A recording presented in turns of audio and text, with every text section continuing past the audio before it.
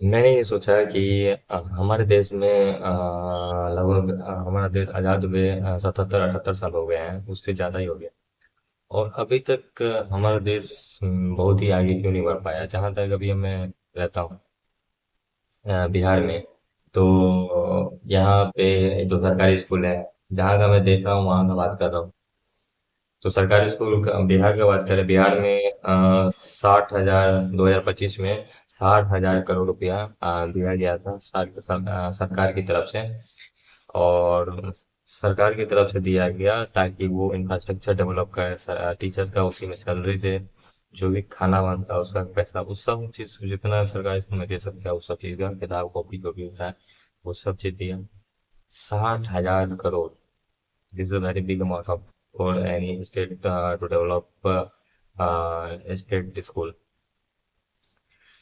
लेकिन अभी तक हमारा इंफ्रास्ट्रक्चर, आप सभी जो भी बिहार में होगा वो देख होंगे, वो देख सकते हैं कि कैसा है। टीचर का क्वालिटी कितना है वो भी हमको दिख जाता है। ऐसा नहीं मैं किसी का टीचर का बुराई नहीं कर रहा हूँ किसी, बट जो रियलिटी है मैं बात कर रहा हूँ। और रही बात कि हमारा, ठीक है हम मान के चलते हैं कि हमारा सरकारी स्कूल सही नहीं है तो हम प्राइवेट स्कूल पढ़ते हैं।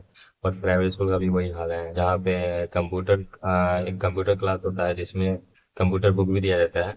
और कंप्यूटर बुक, मुझे याद है जब मैं हम लोग को कंप्यूटर बुक दिया जाता था तो कंप्यूटर में याद करना होता था कि कंप्यूटर याद करो, ये कि इस बटन को टिपेंगे तो ये होगा। और वो आज तक हम लोग को समझ नहीं आया, क्योंकि कंप्यूटर प्रैक्टिकल का चीज है। लेकिन कंप्यूटर हम लोग को बुक में थ्योरी, हर चीज में थ्योरी घुसाएंगे, हर चीज में थ्योरी, जो कि कभी नहीं घुसाना चाहिए।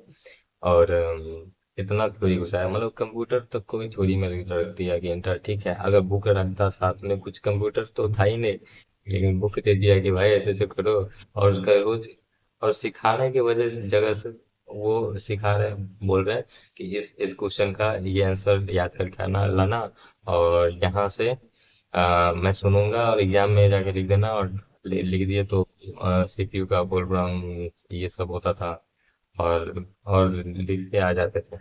पर कभी पता नहीं होता था ये जगह, ये सीपीयू काम कहाँ करता है, ये होता क्या है, ये सब आज तक, मतलब उस समय तक पता नहीं चला था।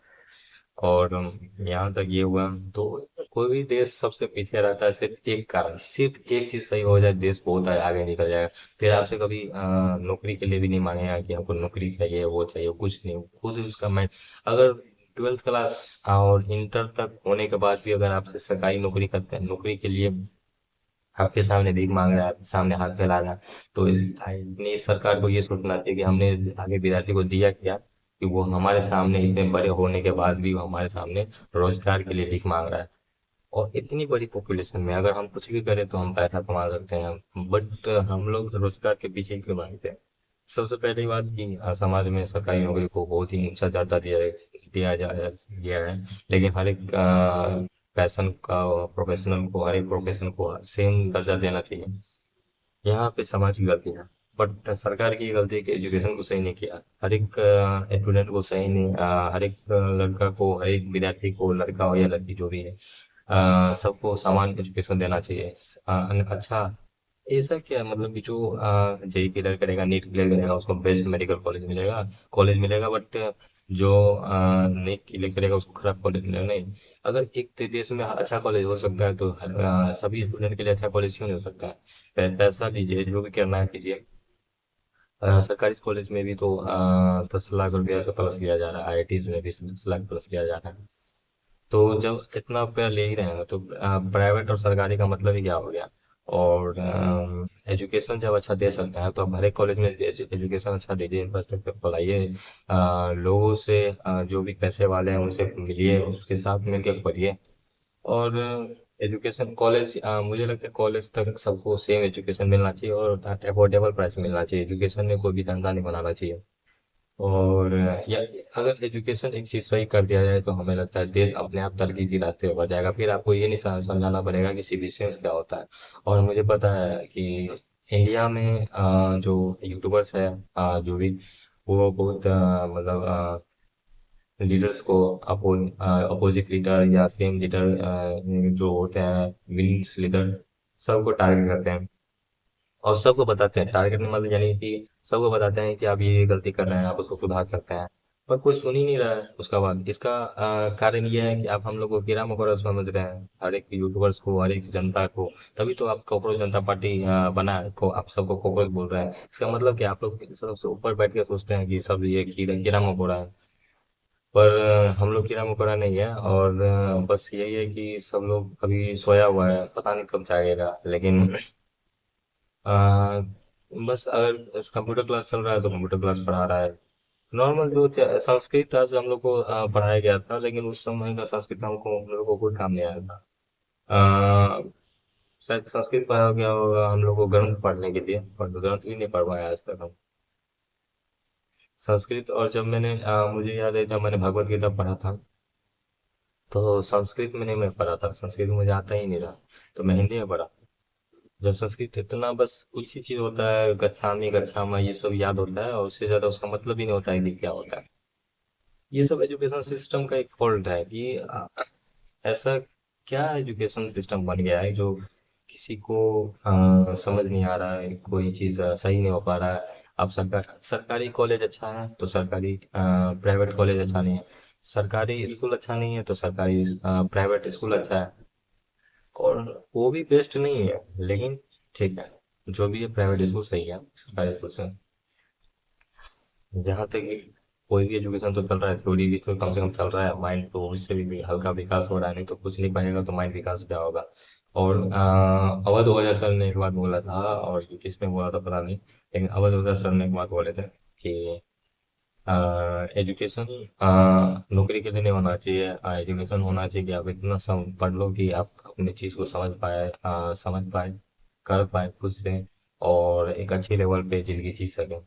एजुकेशन इसलिए होना चाहिए और पैसा कमा सके उस एजुकेशन को यूज करके। लेकिन मैंने ट्वेल्थ कर लिया, अब कॉलेज में जाने वाला हूँ, लेकिन अभी तक ये समझ नहीं आ पाया है कि पैसा कैसे कमाए। अगर मान के चलिए सोशल मीडिया नहीं होता तो मैं पैसा कमाने का ये सोचता है, ये नहीं कि यहाँ से भी कुछ हो सकता है। और मैं जेन्युइनली बता दूं, मुझे लगा कि मैं किस चीज़ पे वीडियो बनाऊं, पर मुझे समझ नहीं आ रहा था। मैं लगभग एक सप्ताह तक सोया ही रह गया इस चीज़ को सोचने में कि क्या चीज़। फिर बोले भाई देश में इतना बड़ा मुद्दा है, इस पे कौन बात करेगा।